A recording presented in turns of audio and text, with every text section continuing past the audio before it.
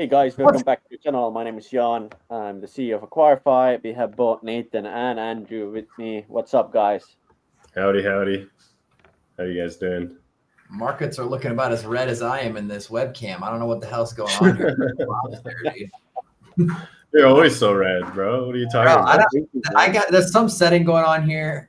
It's the same webcam I use for all my other streams. I never look like this. I swear Jan is still has been pranking me for the last couple of weeks. He's got some It's your golfing, man. filter on my What camera. a golfing.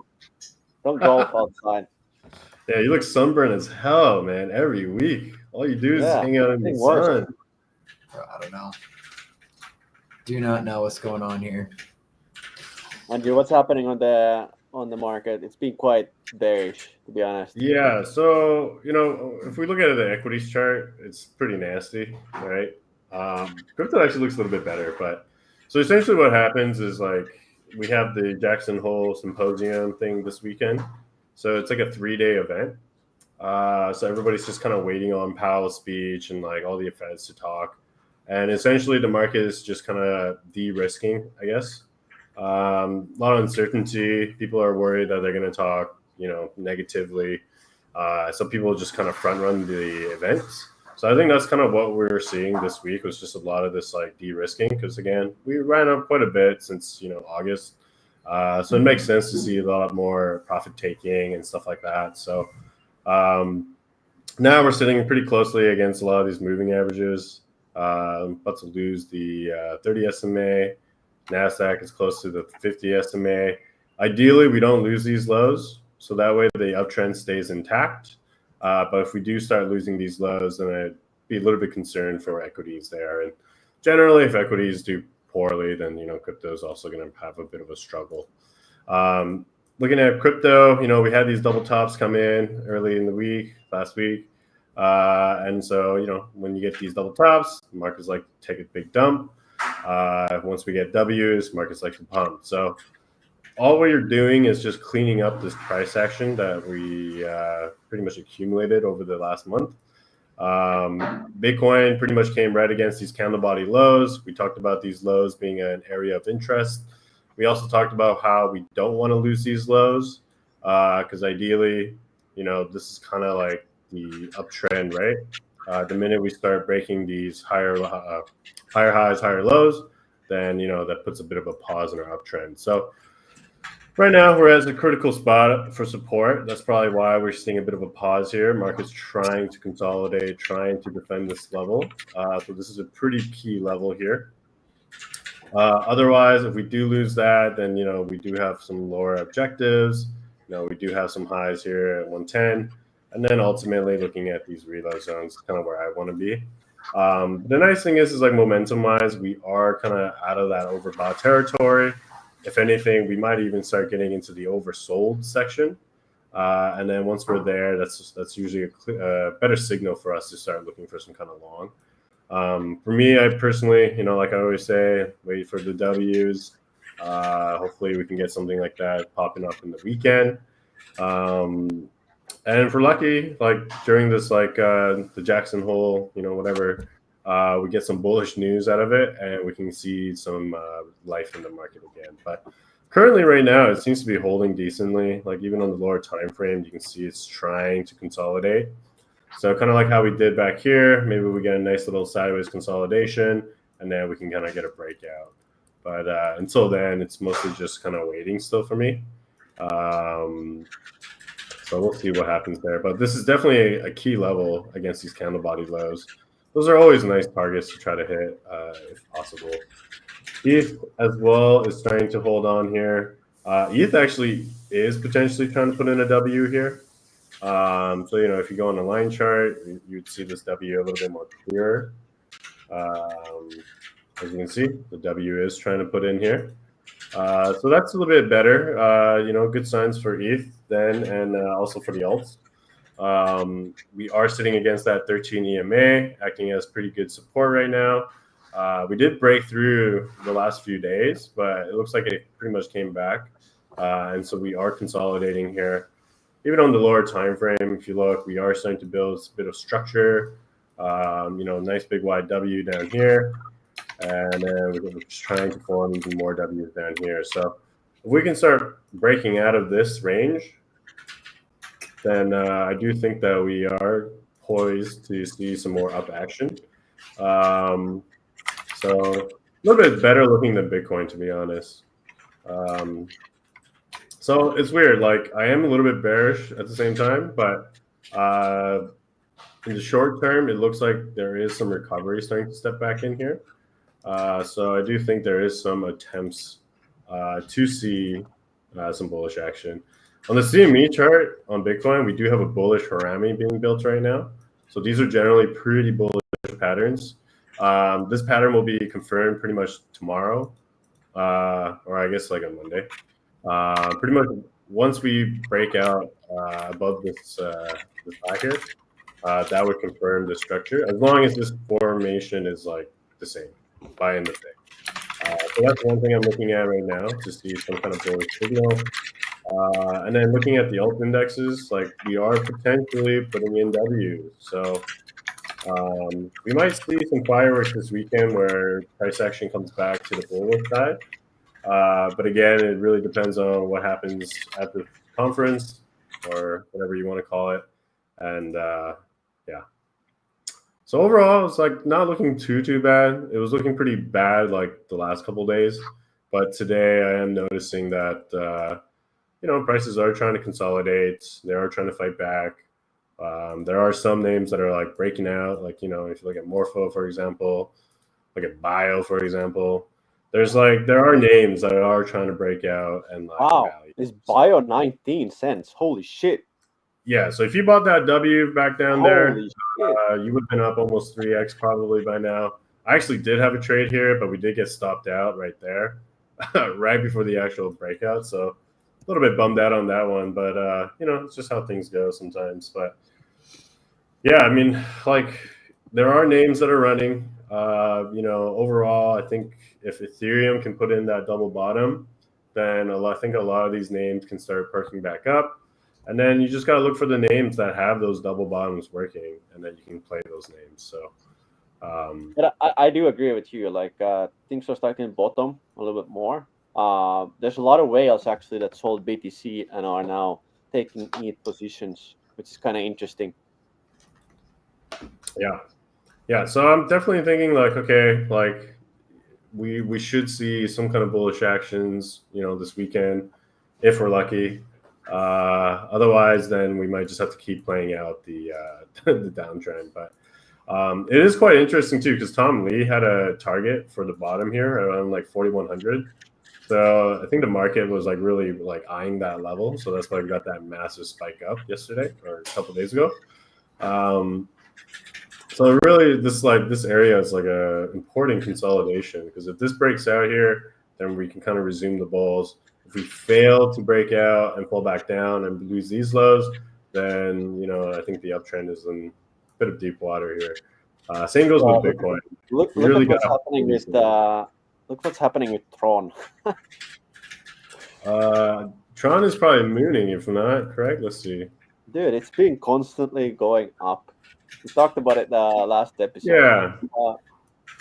Yeah, so it broke out of that range that we had initially. I mean, it is listed on NASDAQ, right? So, I think a lot of buying interest keeps coming in there. But yeah, I mean, I definitely, there's a W coming in right here right now. So, if you wanted to play that, you could technically play it. But for me, it's like, I don't want to buy stuff up at like these kind of levels. It's like, you're really. We can't see anything. Sorry, my bad. So like there's a double bottom here. You could try to play that. But for me, like I don't really like playing these kind of it's like you're really chasing the tops here in a sense, I do like agree. Sure there might be another like 6% move up here, or maybe there's more, but like man, I would rather buy things when they're down here. But there's a double bottom working, so it's got that 13 EMA support. So could be potentially, but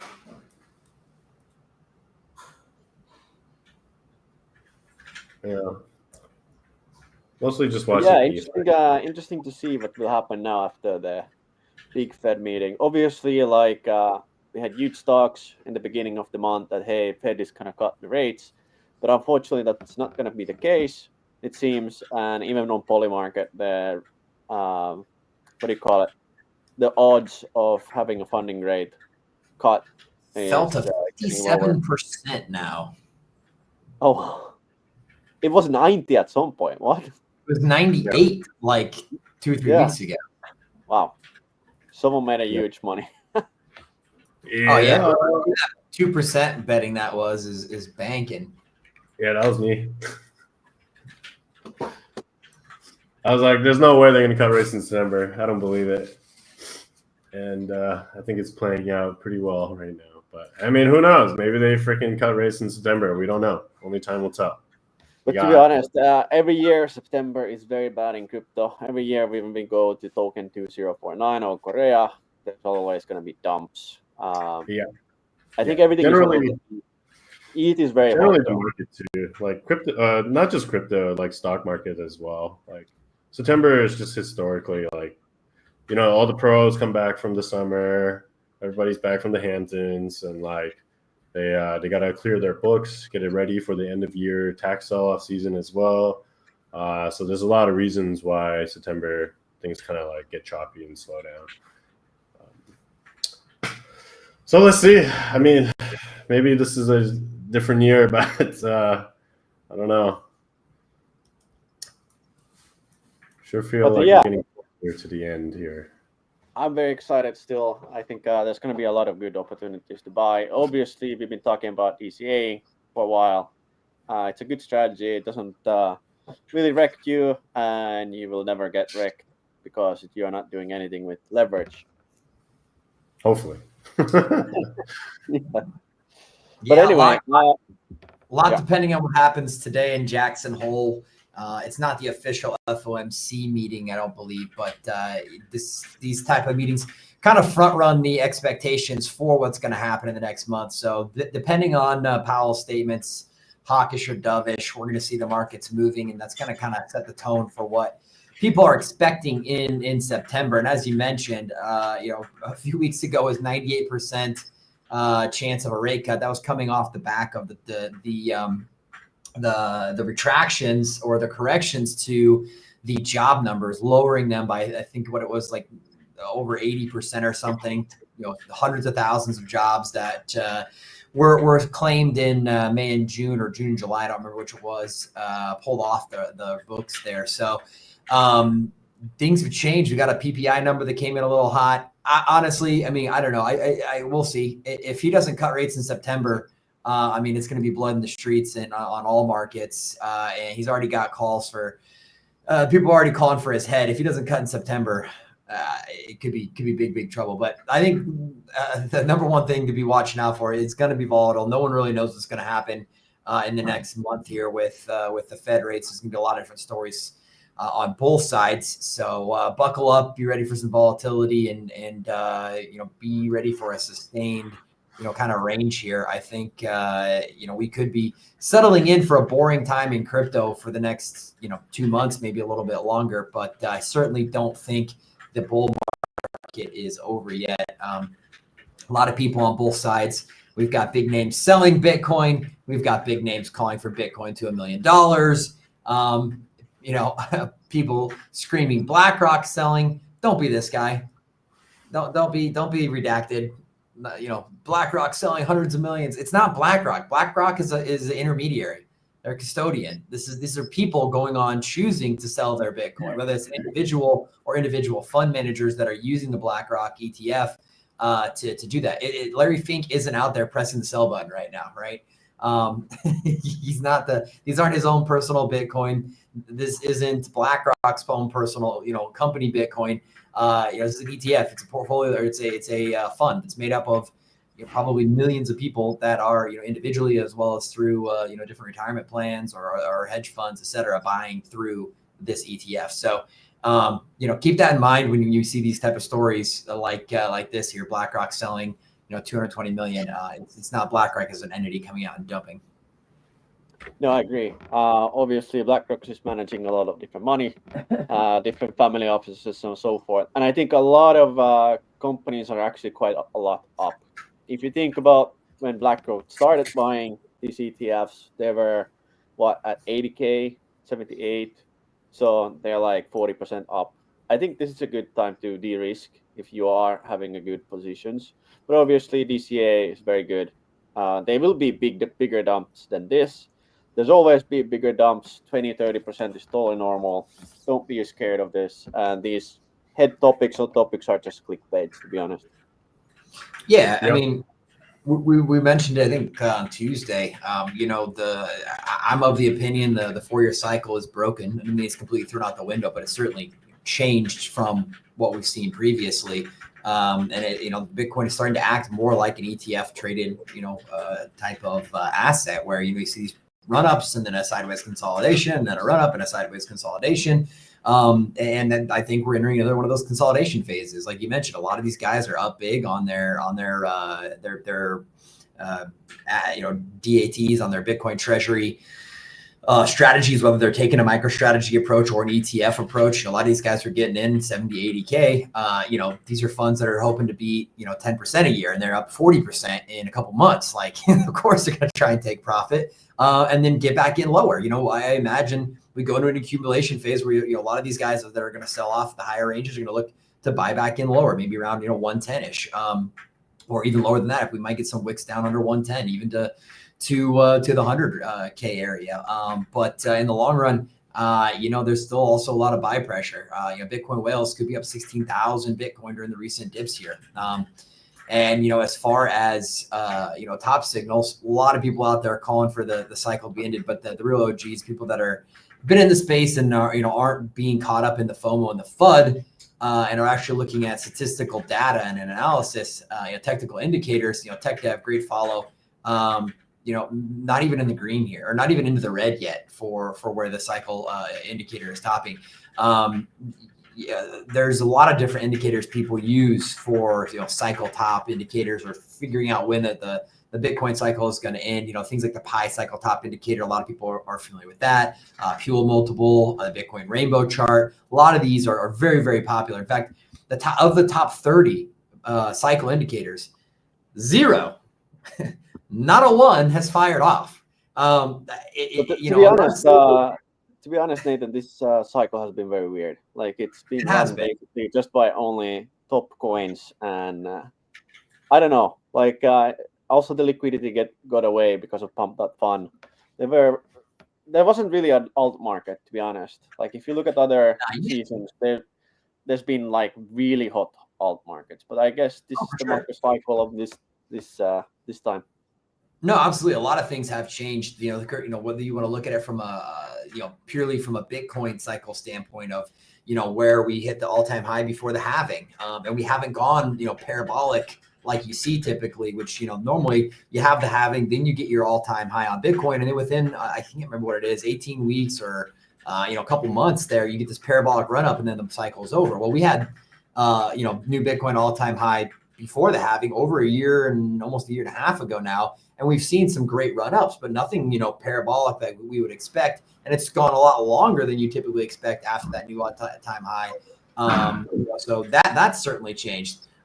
Previous cycles, we've had this pattern of, Bitcoin runs, then Ethereum, then the blue chip alts, then the large caps, mid caps, and then on the small caps, and repeat. Well, we haven't seen that this cycle. We've seen Bitcoin go up, and we've seen it skip Ethereum, go to the blue chips. Some of the blue chip alts run, and then nothing below that runs. Ethereum has finally started to move a little bit. So yeah, there's a lot of stuff that's definitely very, very different about this cycle. And for a number of reasons, like you mentioned, we've got memes have pulled tons of liquidity out of here. We haven't had the pre-sales that, for retail money coming in. A lot of stuff is different about this cycle. But that being said, again, with not a single cycle top indicator firing off, I don't know. I gotta believe we've still got some juice left in this thing. I think it's going to be different than the other cycles. I think we might continue this, run up, 15, 20, 30% run up on Bitcoin and a pullback and consolidation phase, and then another run up. And, maybe we do get some more parabolic runs, but I think that if that happens a lot later. I could definitely see this, next couple months being boring and sideways, and we get that lengthened cycle well into 2026. Interesting. So what are these the top signals here? So we got 4 things here. What's the AHR 999 index? I'm not sure what that number 1 is, but the pi cycle top indicator, the Pure multiple, and the Bitcoin rainbow chart, like those are 3 that are very, very popular. I don't know what the full list is. I don't have that, but they basically took the top 30 most widely used cycle top indicators, and none of them have hit. From Tech Dev pointing out a specific one that he likes here. Obviously, it doesn't show what it is, what indicator he's using. But yeah, people commenting here. None of the 30 bull market peak indicators have hit. Here's another list. You've got Pure multiple, Bitcoin rainbow chart, pi cycle indicator, ETF net outflow ratios, 2-year MA multiplier. I've seen that one used a lot before. Bitcoin bubble index. So many. Ton of these that are used to mark the cycle top, and again, not a single one is fired off yet. So, interesting. I like to keep it very simple. I just look for weekly M's. The minute I see weekly double tops, like that's it. Simple as that for me, man. Fair enough. Always good to keep it simple, but. So I don't know. Personally, I'm ready for more downside. I'm ready for more sideways action. Like I said, even a couple months. I don't think we see a V-shaped recovery out of this one into September. Could be October, even November before we really start to dig our way out of this. Which again, I'm fine with. The longer we go sideways, just in my opinion, leads to a longer cycle, gives us more time to stack up bags, and gives us a potential for a higher, all-time high on Bitcoin than if we just go, V-shaped recovery straight up from here. Mm-hmm. What the hell do I? Hopefully we get one more leg. So normally what happens is you get the sell-off like September, October, and then it starts to rebase itself throughout the November till January. Then you get the Christmas, New Year kind of euphoric rush. You get kind of this one last big pump, and then it kind of slows down again as we head towards spring. So I'm really hoping that's kind of that window of that 3-month there of that's where we can get up to maybe 150 or something. My old trading teacher thinks he's got targets up to 200K. So I don't know. We'll see what happens. I think 150 is bearish, bro. Yeah, I mean, who knows? I'm being very conservative here. So hey, that's the smart way to play it, though. Can't go wrong with being conservative and taking profits. There's absolutely nothing wrong with that. Don't get caught up in all the hype and the FOMO and all the shit talking on Twitter. Realize the vast majority of people posting numbers, posting multiples. Well, number 1, they're lying, but number 2, most of those people are going to round trip their bag and walk away with nothing. So, people are smart, taking profits and saving a move bag. They at least walk away with something, whereas most people are going to walk away with nothing or a lot less than they're flashing online. Yeah, you got to pay yourself. That's the whole reason why we're doing this. So you always got to remind yourself there's nothing wrong with taking profits.